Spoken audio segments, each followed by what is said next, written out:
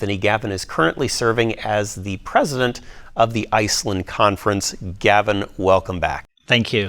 So let's take a look at this week. We're looking at indestructible hope. That sounds hopeful. It sounds optimistic, but there also sounds like there's a little bit of is ominousness a word? We're going to pretend it's a word. Ominosity. It sounds a little ominous here because it's indestructible. Where are we going this week?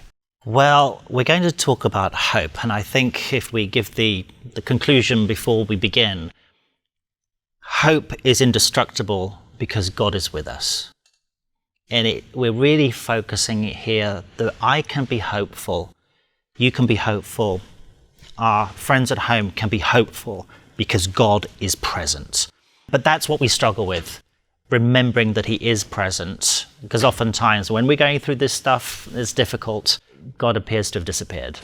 But the good news is, like you just said, he is there. Let's take a look at the big picture, Sunday's lesson, in the story of Habakkuk. What can we learn from it? Yes, Habakkuk is a fascinating story. My first sermon ever, I think, was on Habakkuk chapter 3, which is a song, a psalm, which comes after, for 2 chapters, he's been wrestling. If I back up maybe a little bit, there was an African proverb that I learned some years ago that says, when 2 elephants are fighting, it's the grass which gets trampled on. And sometimes we feel like we're a bit like grass. There's some stuff going on and we're caught up in the middle of it. And Habakkuk feels very much caught up in the middle of some horrendous things that are going on. In the opening of Habakkuk in chapter 1, he is lamenting the violence and the corruption, the arguing and the fighting. And he says, God, how long do I have to put up with this? And I'm sure Habakkuk was saying, God would say, or hoping that God would say, okay, I can see this terrible mess, I'm going to come and help you. He says the exact opposite. He says it's actually going to get worse because I'm sending the Babylonians to you. We pick this up in chapter 3. So Habakkuk is obviously wrestling and struggling with this reality of it's bad, it's going to get worse, God's not coming in to save me. But what we have in chapter 3 in this song is this picture of God's greatness, which is similar, interesting, perhaps parallel to what we see in Job, which we'll come to soon. But in the middle of this, here we have Habakkuk's conclusion. Verse 16, I trembled inside when I heard this. My lips quivered with fear, my legs gave way beneath me, and I shook in terror. I will wait quietly for the coming day when disaster will strike the people who invade us. So he's now talking about the promise of God coming to destroy those who are coming to destroy him, the Babylonians. And here we have verse 17. Even though the fig trees have no blossoms and there is no grapes on the vine, even though the olive crop fails and the fields lie empty and barren, even though the flocks die in the fields and the cattle barns are empty, yet I will rejoice in the Lord. I'll be joyful in the God of my salvation. The sovereign Lord is my strength. He makes me as sure-footed as a deer, able to tread upon the heights. I mean, he's just sort of going off. He's just in awe. But remember where he is. It's really bad. God said it's going to get worse. But because God has now revealed himself as a God of promise, and he is going to come in, he will sort out this problem, he can rejoice. And of course, we're in a similar situation. It's bad in the world, but it's going to get worse. So how can we have hope when we know it's going to get worse? And Habakkuk gives a little bit of a key to that. And so Habakkuk's comfort and peace and hopefulness can be ours as well. And that's a hard thing for us living today to grapple with, or I say us, especially people who don't have a biblical background, a biblical perspective, a biblical worldview. We see what's happening in the world today and we go, it's terrible, it's horrible. What can we do to make it better? How can we make it better? And they strive and they effort on effort to make it better. And while there's nothing wrong with trying to make life better, when we have a picture in our minds of where things are going, well, it's not going to get better. It's going to get worse. ultimately it's going to get a whole lot better. But between now and then, as you said, well, the Babylonians are coming to paint a picture here from Habakkuk. So there's challenges, but there's also hope. You also have a story about Budapest, I think, that you were mentioning. Again, we're focusing on the idea that no matter how bad things are, because God is with me, he's present. But again, we forget that. There was one time I remember many years ago when I was in Budapest, and I was really struggling with some stuff, and I felt a lot of pain and anguish. I didn't know what God was doing, and I didn't know how to solve it. And I thought, okay, I'm going to just take a day and fast and pray. And I thought, I'm not going to do anything this day until God tells me what to do. I wasn't sure where this was going, but that was where I started off. And so I sat in my room and I thought, okay, what am I going to do? And I thought, okay, I'll try and worship. Job worshipped in his anguish. I tried to sing. I just burst into tears. That didn't work very well. I wondered what to do for a little while. I went and sat on a couch, and I sat there and I looked across my hotel room, and there was a chair, and I suddenly thought, God could be sitting there. And I just burst into tears because more of the reality of my own foolishness in feeling alarmed when God could be right over there in that chair. And then I thought for another moment, and there was another chair a bit closer, and I thought, well, God could be sitting there. I burst into tears all over again. How can I be so foolish if God is so close to me? Why am I worrying? And then I was sitting on a sofa, and I thought, God could be sitting next to me. And the thought came directly to my mind, no, I'm close enough to carry you. And that just really brought deep into my own experience the reality of God's presence. And no matter what, he is present with us. The pain we feel does not mean that God has gone anywhere. So pain is a common factor in our existence, and severe pain in many of our existence. It brings to mind the story of Job. Job went through more than many of us are going to have to deal with in life. Some of us maybe rival him, but he went through a lot, and yet he was able to come through. What was some of his dialogue? I don't even know if we can call it dialogue that he had with God. There was a conversation, perhaps a one-sided conversation that took place that helps us to understand who God is. Yes. The book of Job is amazing, and it illustrates a quotation that I've had in the back of my mind for many years from a book written by Oswald Chambers called My Utmost for His Highest. And he says this: have you been asking God what he is going to do? He will never tell you. God does not tell you what he is going to do. He reveals to you who he is. Now, Chambers is generalizing a little bit to make the point, right? But this idea is, we have questions, we want to know what's going on. We will not necessarily know the answer to those, but God will reveal to us who he is. And this is what we have in the book of Job. So Job is a long book. It goes on for many, many chapters, and there's not a whole lot of great stuff, and we don't hear many sermons from the middle of Job. It's either the beginning or the end. But when we get to chapters 38 and 39, suddenly, with all these discussions that are going on between Job's friends and so on, God appears, and he asks 60 questions in a row without stopping. God is just asking one question after another question. I mean, he begins, who is this that obscures my plans and words without knowledge? And then he asks these questions, and Job replies, I'm unworthy. How can I reply to you? I put my hand over my mouth. I spoke once, but have no answer. Twice, I will say no more. But then God asks another set of questions. And there are all these massive questions like, where were you when I made this? And, can you sort out the Leviathan? And they're all questions that are made to make Job feel small, or not really that he's made to feel small, but to build up this massive picture of who God is.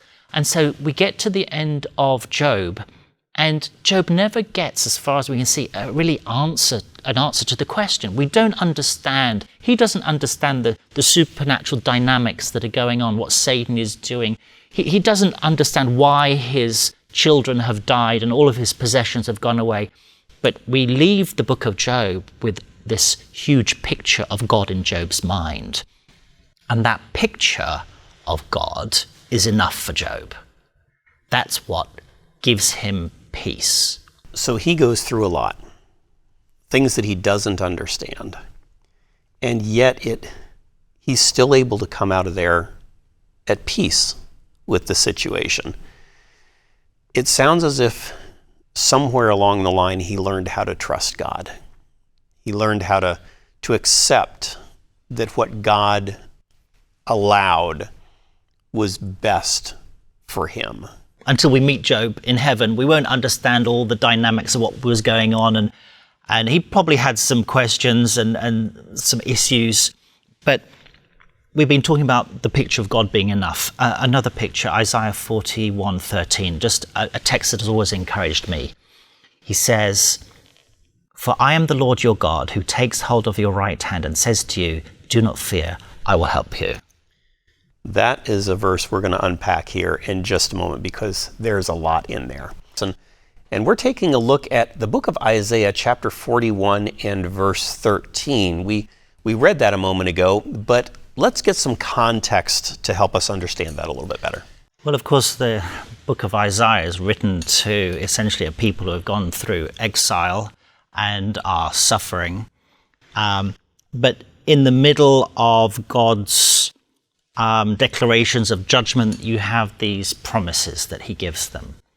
And again, these are verses that that have been so important to me, really encouraging. Isaiah 41 verse 10, "So do not fear, for I am with you. Do not be dismayed, for I am your God.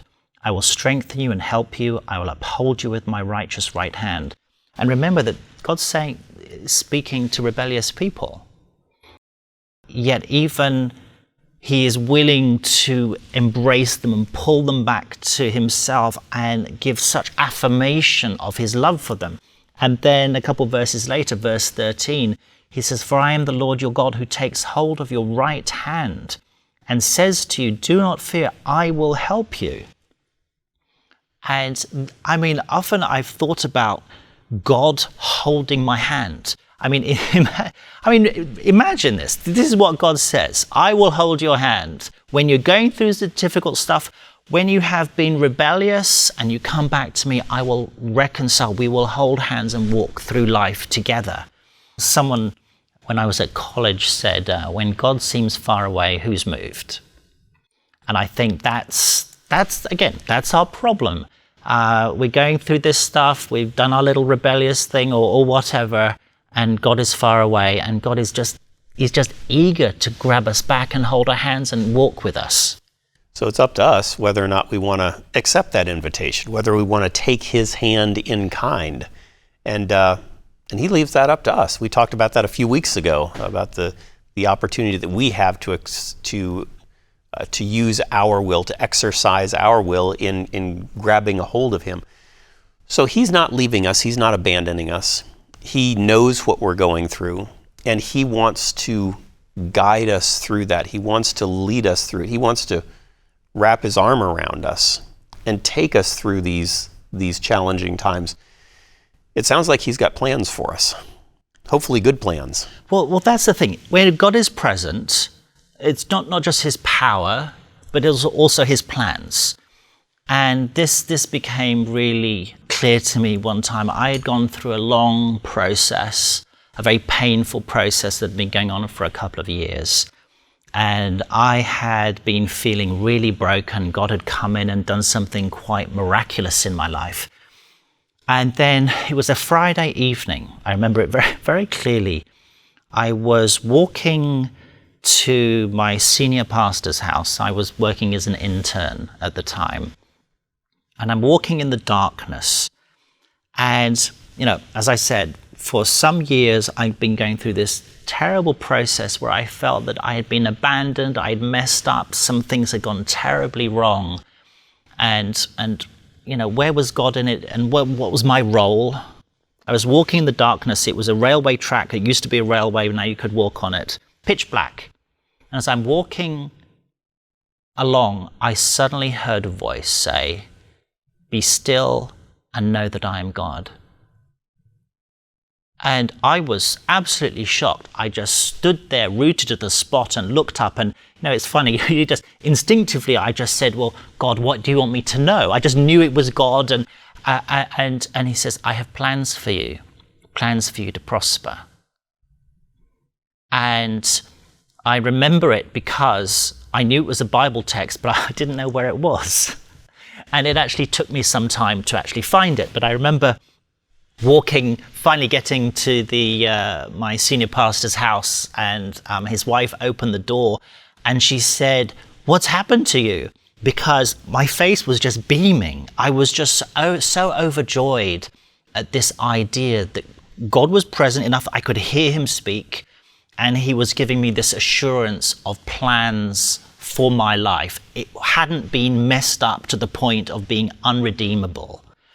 And so Jeremiah 29, which is where this verse comes from, and I want to read these verses.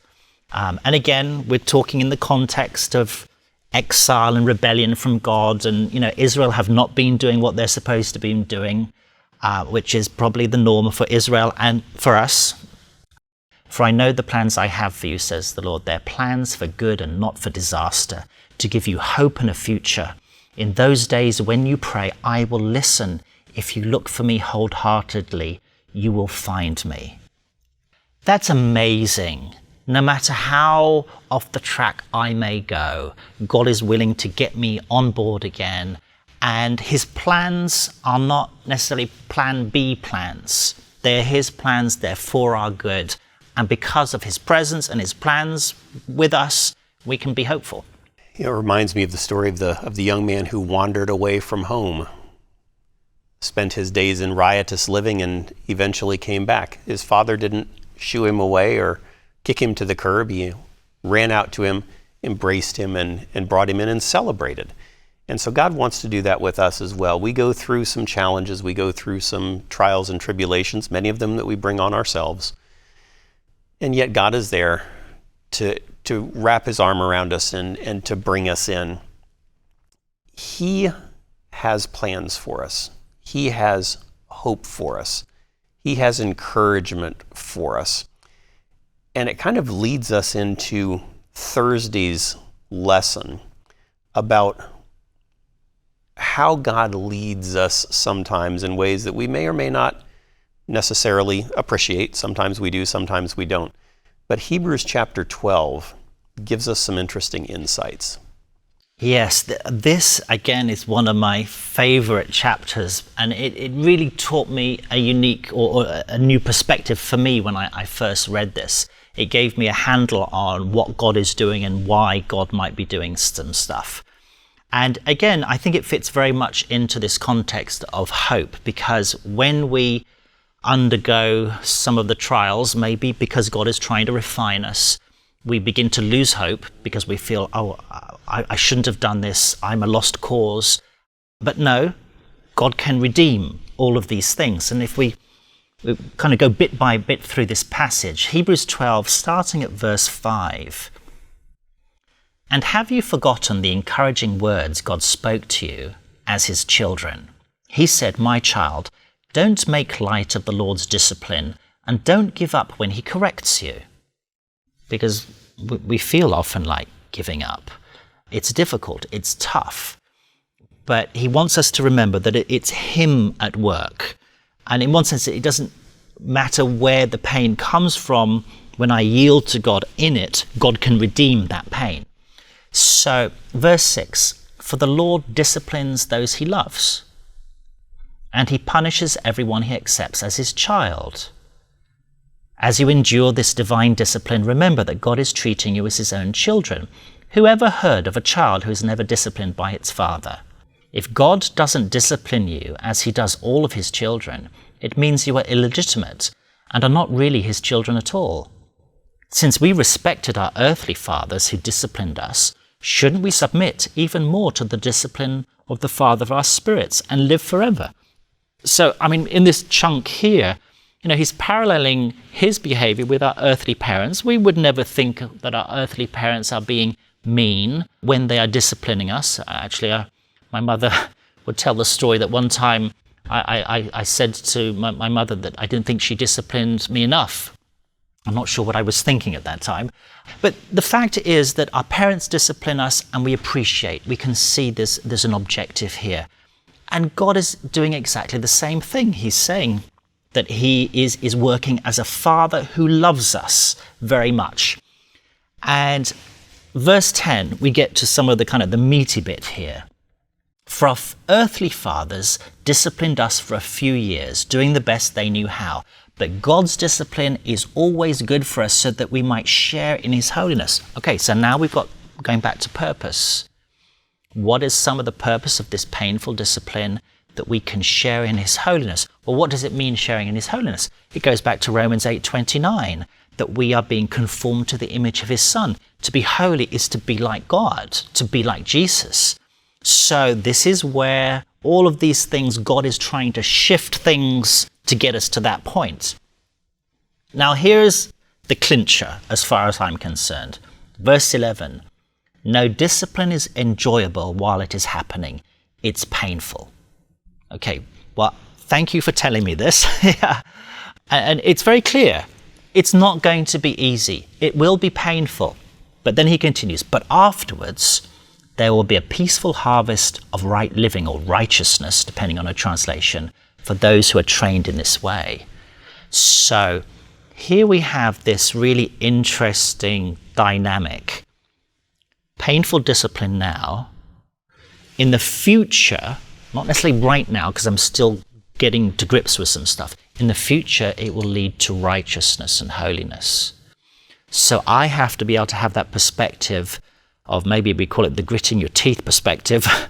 Okay, God is at work. I'm going to hold on, because the other side of this is going to lead to growing in maturity in Christ-likeness. And that is something I can hang on for. So we may not be able to see the future clearly, but if we can trust God, then we can know that he has good intended for us in the future, even though we may be going through some challenge, even though we may be going through some trials and tribulations that he is involved in allowing us to have. I wonder, Gavin, if we have some folks who are watching, who are listening, who are going through the crucible right now, and they're wondering whether God is there, and they have hope, but they're not sure if their hope is indestructible or not. If you might have some words that you might share with them and a prayer that you might pray with them. Yeah, absolutely. I guess the core of this is don't give up. Don't lose heart. God is present. And remember that your hope is not based upon your feelings. It's based upon the reality of God's presence with you. He is the hope. It's not me that has the hope. He is the hope. And so hang on. And to help us hang on, to help me hang on, I get on my knees and I pray. So if you're going through some tough stuff and you're in need of hope, please pray with me. And dear Father, wherever I go, wherever we go, whatever circumstances we find ourselves in, teach us how to see you present with us. Fill our minds and our hearts with a longing for you, not just the things that you can do for us, so that our hope may be unshakable and immovable, because you are present and we can depend on you. In Jesus' name, amen.